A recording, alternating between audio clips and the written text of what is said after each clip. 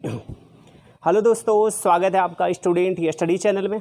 दोस्तों, हम लोग पढ़ रहे थे क्लास 12 का संबंध और फलन, जिसमें मैंने इसके पहले वाले वीडियो में बताया था प्रश्नावली 1I पढ़ रहे थे, जिसमें हमने आपको बताया था कि अंतरक्षेपी प्रतिचित्रण कब होता, आच्छादक प्रतिचित्रण कब होता, एकैकिक प्रतिचित्रण कब होता, एकैकिक आच्छादक प्रतिचित्रण क्या होता, बहु आच्छादक प्रतिचित्रण और बहु अंतरक्षेपी प्रतिचित्रण। इतना आपको पढ़ना था। ओके दोस्तों, तो हम थोड़ी सी रिवीजन करते हैं कि अंतरक्षेपी प्रतिचित्रण क्या होता है। आप देखे होंगे जिसमें यक्ष और वाई होते हैं। यक्ष का मतलब होता है, उससे कहने का मतलब उससे क्या बोलते हैं, प्रांत, और वाई को क्या बोलते हैं, परिसर। ठीक, और जो परिसर होता है उसे वाई बोला जाता है। चीज़ें समझते हैं। जैसे ये यक्ष होता है, ये क्या होता है, वाई।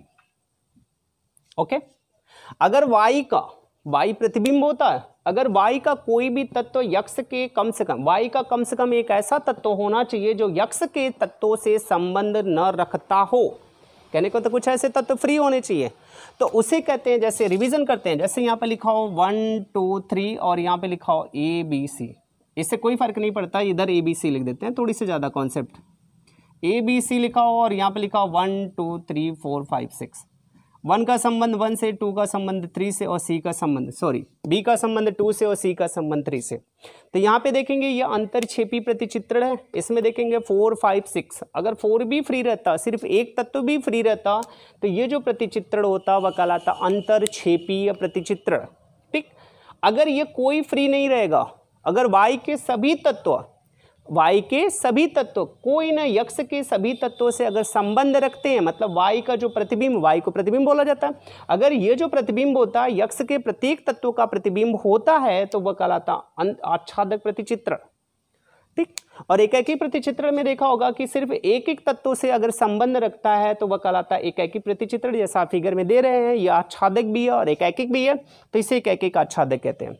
अंतरक्षेपी, बहु अंतरक्षेपी कब होता है, जब यक्ष का कोई भी, जब वाई का एक कम से कम एक ऐसा प्रतिबिंब हो जो फ्री हो और यक्ष के तत्वों से, और यक्ष का जो वाई का हो वह 2 या 2 से अधिक तत्वों के साथ संबंध रखता है। जैसे अभी A और B का संबंध किससे हो जाए, 1 से हो जाए, और 2 फ्री हो जाए, तो यहाँ से देखिए 2 तत्वों से, 1 जो है 2 तत्वों से संबंध रख रहा है, 2 पुत्र के एक पिता हो सकते हैं, तो ये प्रतिचित्रण है।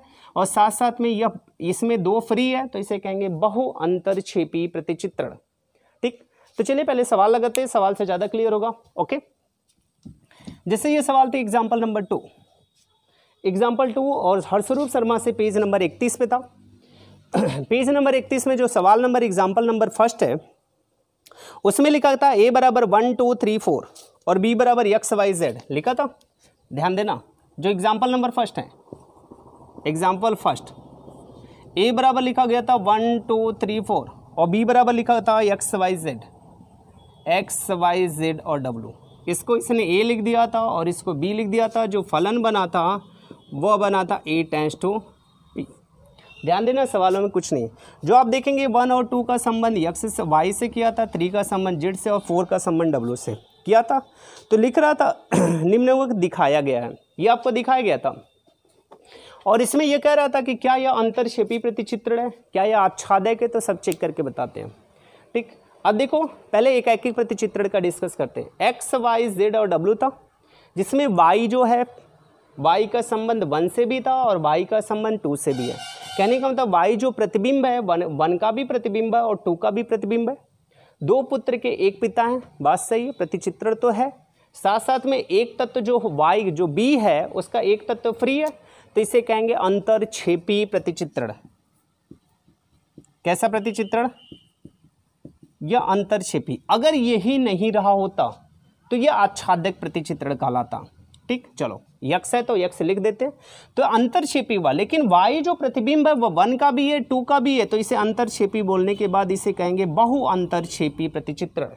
क्या बोलेंगे, बहु अंतरक्षेपी प्रतिचित्रण। एकैकी प्रतिचित्रण है नहीं है, एकैकी प्रतिचित्रण इस वजह से नहीं है क्योंकि वाई का जो प्रतिबिंब है 1 से भी है और वाई जो प्रतिबिंब है वह 2 का भी है। अगर ऐसा होता कि सिर्फ 1 का, वाई जो प्रतिबिंब है वह सिर्फ 2 का होता, तो यह तो फिर देखो, अगर ऐसे करके फिगर बना होता उसमें समझना यह एकैकिक नहीं था जैसे पहले वाले में था, जैसे यहाँ पर देखा था, तो यह एकैकी प्रतिचित्रण नहीं है, वह अंतरक्षेपी प्रतिचित्रण है। और अंतरक्षेपी में कैसा अंतरक्षेपी है, बहु अंतरक्षेपी है। ठीक, अगर सपोज दैट ये 1 नहीं रहा होता 1 नहीं रहा होता तो यक्स का एक तत्व फ्री हुआ, जब एक तत्व फ्री हुआ तो ये अंतरक्षेपी हुआ, अंतरक्षेपी होने के साथ साथ अंतरक्षेपी प्रतिचित्रण हुआ। इधर से चेक करेंगे, अंतरक्षेपी होने के साथ साथ y का संबंध 2 से, z का संबंध 3 से और w का संबंध किससे 4 से, तो इसे बोलते हैं एकाएकिक अंतरक्षेपी प्रतिचित्रण। तो इसे बहु अंतरक्षेपी प्रतिचित्रण नहीं बोलते, तब इसको क्या बोलते, एकाएकिक अंतरक्षेपी प्रतिचित्रण। लेकिन आपके सवाल में लिखा गया था 1 और इसमें ऐसा फ्री था, तो यह एकाएकिक प्रतिचित्रण नहीं है, और एकाएकिक प्रतिचित्रण नहीं है तो यह बहु अंतरक्षेपी प्रतिचित्रण। ओके,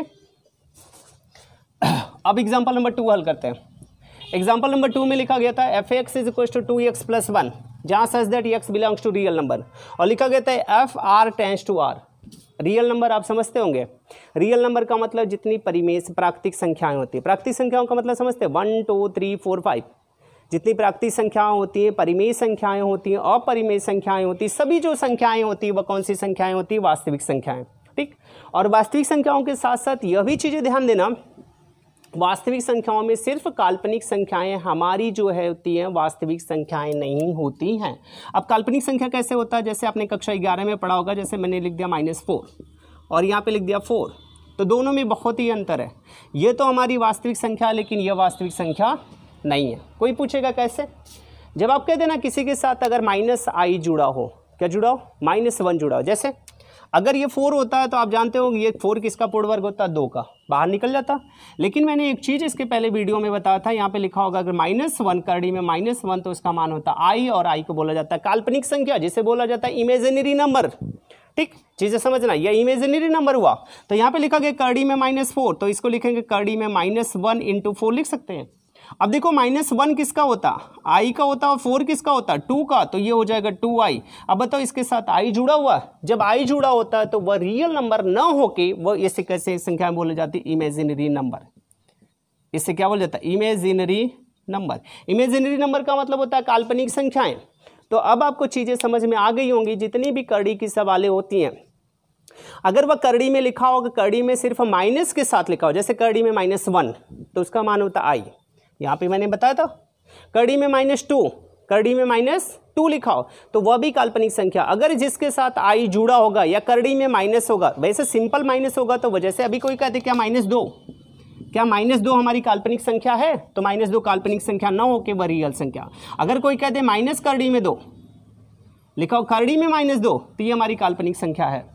ठीक, इमेजिनरी नंबर है। तो ऐसी जो संख्याएं होती हैं वही इमेजिनरी कहलाती है। ओके, चलिए सवाल पे डिस्कस करते हैं। जैसे लिखा गया था करड़ी में -4, अब देखो रियल नंबर में हमारी अनंत संख्याएं आती हैं, परिमेय अपरिमेय सभी संख्याएं कौन सी संख्याएं होती हैं, वह वास्तविक संख्याएं होती हैं। मैंने एक फार्मूला बताया था, यदि एकाएकी प्रतिचित्रण के, मैंने आपसे बताया था यदि f(x1) बराबर f(x2), ये बताया था यदि f(x1) बराबर किसके, f(x2) के, तो f(x1), अब बताओ f(x) का मान है 2x + 1, अगर मैंने यहाँ पर y कर दिया तो ये 2y + 1 हो जाएगा। अगर मैंने यहाँ पर अल्फा किया तो ये 2α + 1 हो जाएगा। लेकिन x1 किया तो यहाँ पर x1 करेंगे तो ये हो जाएगा 2x1 + 1 बराबर f(x2) किया तो f(x2) का मतलब जहाँ पर x था वहाँ पे x2 हो गया, तो ये हो जाएगा 2x2 + 1 हो जाएगा।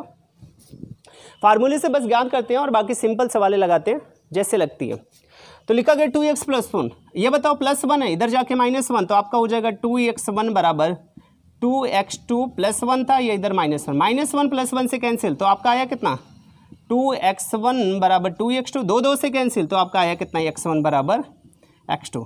मैंने आपसे बताया था यदि x1 बराबर x2 हो तो ये कैसा प्रतिचित्रण है, एकाएकिक प्रतिचित्रण है। ये फार्मूले से ज्ञात हो गया। ओके दोस्तों, अब इसके बाद क्या होता है कि ये तो फार्मूले की सहायता से ज्ञात कर सकते हैं। अगर आप चाहें तो इसमें क्या होगा, एकाएकी प्रतिचित्रण, अगर हम यहाँ यक्स का मान बदल दें, यक्स का मान जैसे 1 रखा तो 2 1 कम 2 और 1 मिलकर 3 हुआ, तो वाई का मान कितना गया 3, 2 रखेंगे तो वाई का मान 5। इस प्रकार से हम देखेंगे तो इसका मान क्रमशः बदलता जाता है। जब जब एक से संबंध रखता है तो वह कैसा प्रतिचित्रण होता है, एकाएकी प्रतिचित्रण। या तो आप फार्मूले से ज्ञात कर लीजिए या मान रख के ज्ञात कर लीजिए। ओके, दूसरी सवाल, आपकी सवाल दूसरी जो थी एग्जाम्पल नंबर 3, एग्जाम्पल नंबर 3 में आप थोड़ी सी ध्यान देना, यहाँ पे लिखा गया था f(x) बराबर 3x + 2 लिखा था, यही नहीं लिखा था। और इसको भी फार्मूले की सहायता से ज्ञात करते हैं, क्या ये एकाएकी प्रतिचित्रण है, तो आप लिखते हो ना, यदि आप लिखते हो यदि f(x1) बराबर किसके हो, f(x2) के। ये नहीं लिखते हो f(x1) बराबर f(x2), x1 का मान क्या, 3x2 + 2, और f(x2) का मान कितना, जहां पर x होगा वहां पे x2 कर देंगे और आपका हो जाएगा 3x2 + 2। अब देखो ये +2 है तो इधर जाके -2 हो जाएगा और आपका हो जाएगा 3x2 बराबर 3x2, सॉरी यहाँ पे f(x1) था ना तो यहाँ पर x1 होगा, तो थोड़ी सी चीज़ें ध्यान देना। +2, आप होशियार हैं, थोड़ी सी चीज़ें ध्यान देते होंगे, गलत हो जाता है, ठीक। अब देखेंगे 2 से क्या हो गया, कैंसिल, और आपका गया 3x1 बराबर किसके हो गया, 3x2, 3x1 बराबर किसके हो गया, 3x2, 3 से कैंसिल, और आपका आया कितना, x1 बराबर x2। कंडीशन है अतः ही एक की, जब ये कंडीशन फॉलो करें, आपको लिखा हो यदि f(x1) बराबर x2, अगर x1 बराबर x2 आ जाता है तो ये कैसा प्रतिचित्रण होता है, तो इसे बोलते हैं एकैकिक प्रतिचित्रण। तो ये कैसा प्रतिचित्रण हुआ, एकैकिक प्रतिचित्रण। ये तो हम फार्मूले की सहायता से डिस्कस कर रहे हैं। अगर आप चाहें तो इसमें मान रख के भी आप ज्ञान कर सकते हैं, कोई समस्या नहीं होगी, क्योंकि रियल नंबर रखिए वह रियल नंबर प्राप्त होगा। हर के लिए अलग अलग मान प्राप्त हो, अगर हर के लिए अलग अलग मान प्राप्त होता है तो वह जो प्रतिचित्रण होता है उसे कहते हैं एकैकिक प्रतिचित्रण, ठीक।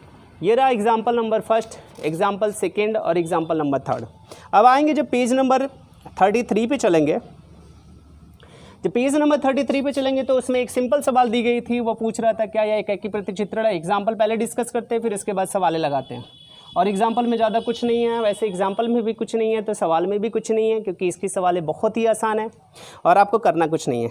जैसे लिखा गया था ABC, यहाँ पे लिखा गया था, इसको लिखा था A और पहले समुच्चय को यहाँ पे लिखा था B, और यहाँ पे लिखा था ABC और यहाँ पे लिखा गया था 1 2 3 4।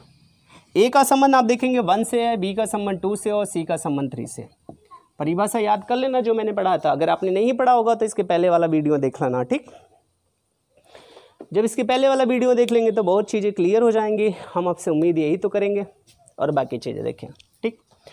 A का संबंध 1 से है, B का संबंध 2 से और C का संबंध 3 से है। ये जो प्रतिबिंब होता है, ये जो होता है वैसे एक्चुअल उसका मान होता है या इसी का प्रतिबिंब दिया होता है।